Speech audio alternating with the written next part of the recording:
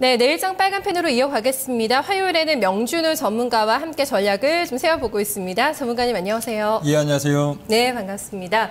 오늘도 대형주 가지고 계신 분들은 굉장히 좀 답답하고 좀 지루한 움직임이었거든요. 그래서 만기 전이기 때문에 어느 정도 좀 이런 흐름은 좀 예상이 될 수도 있을 것 같긴 한데 전반적인 분위기 어떻게 보고 계세요? 예, 지금 장에 있어서는 뭐 꼭 만기 효과다, 선물 옵션 동시 만기가 있기 때문에 약하다 이렇게 지금 보긴 좀 어려울 것 같고요. 대형주들 전반이죠. 네, 대형주에 있어서 시가총액 한 30위권 지수에 대한 영향력이 많은 종목들이 사실 지금 좀 자리가 애매합니다. 네. 급락 나올 자리도 아니고 급등 나올 자리도 아니고 그런 가운데서 굉장히 애매한 그런 양상들이기 때문에 마침 또 선물 옵션 동시 만기까지 같이 엮여 있는 그런 상황들 속에서는 외국인들이 이 옵션 이 만기일에 대해서 단기적으로 또 이슈들도 많죠. 뭐 북한 이슈나 여러 가지 심리적인 요인들이 많기 때문에 그런 면들로 인해서 대중들의 심리가 좀 푸시나 선물 매도 쪽으로 과도하게 쏠릴 때는 또 올려치고 또 상승에 대한 기대감을 가질 만한 시점에는 다시 또 누르는 그런 양상들로 계속 전개가 되고 있고요. 이런 좀 대형주 한 30종목을 놓고 봤을 때는 상당히 애매모호하고 재미없는 이런 양상들은 뭐 일단 만기까지는 이어지지 않을까 그렇게 좀 봅니다. 네, 그래서 일단 내부적으로는 북한 리스크로 그렇고요. 또 쿼드러플 미팅데이까지 내부적으로 좀 체크해봐야 될 변수들이 많은 시장입니다. 오늘 시장 전반적으로 상당히 한산했는데요. 어떤 포인트를 점검을 하고 또 내일장을 준비해야 되는지 확인해 보겠습니다.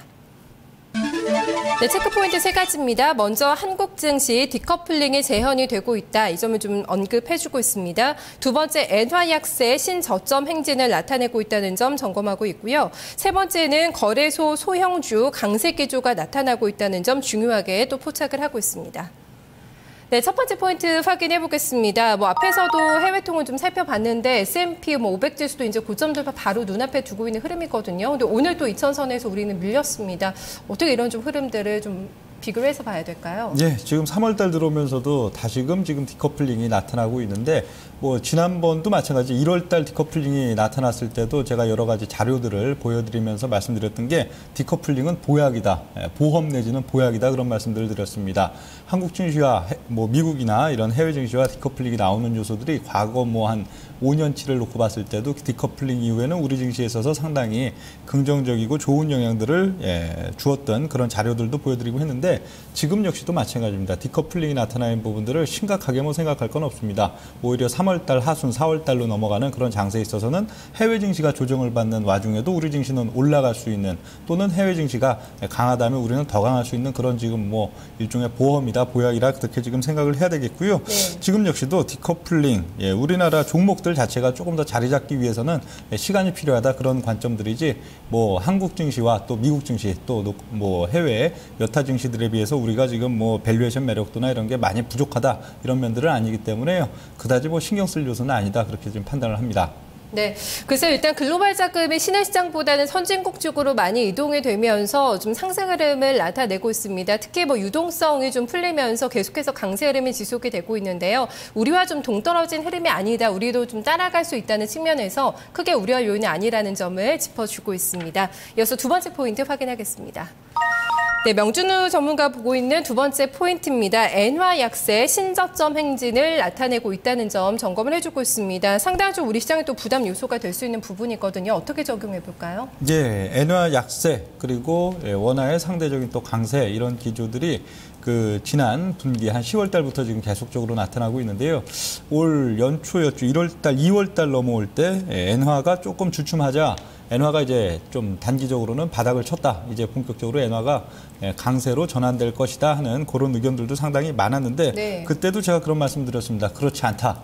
엔화의 약세는 지속적으로 이어질 것이다. 최소 올 뭐 상반기나 이런 시점들까지는 그런 말씀들을 드렸는데 이유는 그렇습니다. 엔화에 있어서는 사실 지금 한 10년 이상, 15년 가까이 지금 중장기적으로 계속적으로 강세 흐름들이 유지되다가 처음 지금 반등 한번 주는 겁니다. 그런 면들이기 때문에 니케이에 있어서도 지금 단기적으로 우리가 굉장히 또 부러워 보여도 네. 15년 벌써 90년대 초반 이후에 거의 20년 가까운 중장기적인 하락 흐름 우리가 강할 때도 항상 약했던 그런 면들에 대한 지금 지금 뭐 반등 정도 그 정도이기 때문에 엔화 약세도 이런 기조라면은 오히려 올 상반기 뭐 100엔대 이상으로까지 추세는 더 나타날 수가 있다. 그런 가운데 우리 원화는 단기적으로는 지금 뭐 북한 리스크나 이런 부분들로 인해서 단기적인 지금 반등을 보이고 있지만 오히려 원화의 강세는 또 지속될 것이다. 그런 부분들이고요. 네. 이게 또 올 연중 흐름에서 또 주도주와 주도주가 아닌 것, 또 투자자 여러분들이 주식에 있어서 지수가 올라감에도 소외받지 않는 그런 부분들에 있어서는 상당히 키포인트고 중요한 요소다. 이렇게 지금 볼 수가 있겠습니다. 네, 그래서 엔저, 원고 이런 흐름 속에서 가장 속에 타는 게 아마 좀 수출주가 아닐까 싶거든요. 일단은 엔화 약세 이렇게 기조적으로 간다면은 좀 피하는 게 좋겠네요. 그렇죠. 네. 해외에 뭐 유럽이나 미국의 소비자들과 직접 맞닿는 업종들이 사실 가장 부담이 되는 쪽들이죠. 그렇죠. 네.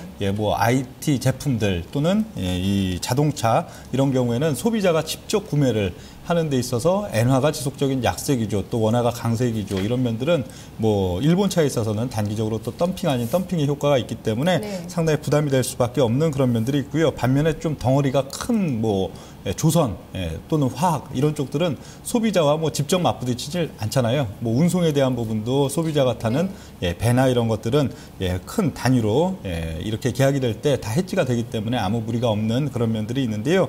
이런 면들에 있어서는 역시 뭐 자동차주에 있어서도 뭐 3월달, 4월달 단기적인 바닥은 찍을 수 있어도 추세에 대한 큰 전환세는 또 어려울 수가 있고 이런 면들 우리 투자자 여러분들이 또 체크를 해야 될 걸로 지금 판단이 됩니다. 네, 그래서 일본의 추가 양적 완화에 대한 기대감 때문에 계속해서 엔저 현상이 진행이 되고 있습니다. 시장에서는 글쎄요, 달러당 엔화 환율이 100엔대까지 갈 수 있다는 전망도 나오고 있는데요. 반드시 좀 점검을 해봐야 되는 요인이 아닐까 싶습니다. 이어서 세 번째 포인트 가보겠습니다.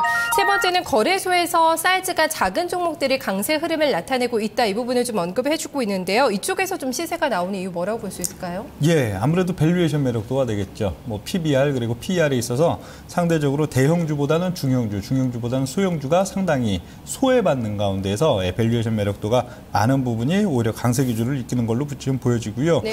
최근 본다면은 소형주들에 있어서 대형주에 대한 상대 강도 지수 있어서는 한 0.9에서 1.1 수준으로 최근 3년 동안 움직였습니다. 그런 가운데에서 올 상반기, 올 1월 달 같은 경우에 한 0.9대까지 갔다가 지금 1수준 슬쩍 넘어오는 이런 지금 추세라고 본다면은 소형주에 대한 밸류에이션상에 상당히 소외 그리고 디커플링이 아니죠. 저평가된 그런 요인들이 좀 긍정적으로 작용하고 있다 이렇게 지금 볼 수가 있겠고요.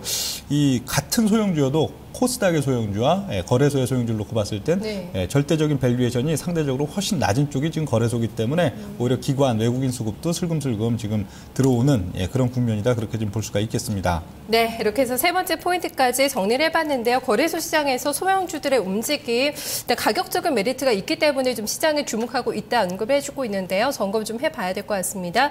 이런 부분들을 좀 활용을 해서 좀 전략을 마련을 해봐야 될 것 같습니다. 내일장 유망업종 어떤 쪽 보세요? 예, 내일장 유망업종도 역시 하이퍼 PBR 섹터, 극단적인 저 PBR 메리트가 있는 저평가 섹터가 되겠다 그럴 수가 있겠고요.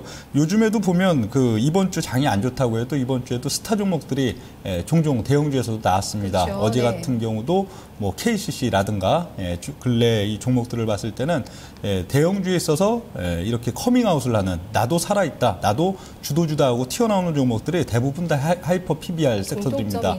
네. 저평가, 극단적인 저 PBR의 섹터다 그런 특징들이 있고요. 이런 종목들은 항상 그렇죠. 2009년장이든 2003, 4년장이든 대세 상승기의 초입부에 있어서는 가장 우선적으로 먼저 오르는 상승 섹터였다 하는 것도 기억을 하셔야겠습니다. 네, 그래서 하이퍼 PBR 섹터에 관련돼 가지고 좀 표를 준비를 해오신 것 같은데 보면서 조금 더 설명 도와주세요. 예, 하이퍼 PBR 종목들에 있어서는 지금 지난 분기 이후로 지금 본다면은 이 종목들 대표적인 여러분들이 이 종목이 어떤 하이퍼 PBR이 어떤 종목인가 굉장히 애매하실 수 있기 때문에 한번 또 정리해서 보신다면요, 이렇게 세아베스틸 내지는 STX 페노션, 한국전력, CJ 등과 같이 PBR 수준이 극단적으로는 한 0.3대 내지는 한 0.6대 수준까지 굉장히 낮은 가운데 그렇다고 뭐 영업 적자가 심하고 그런 종목도 아니면서도 이렇게 오랜 소외, 1년 반, 2년 가까운 소외 기간 동안에 저 PBR 매력도가 발생한 종목들이 되겠습니다.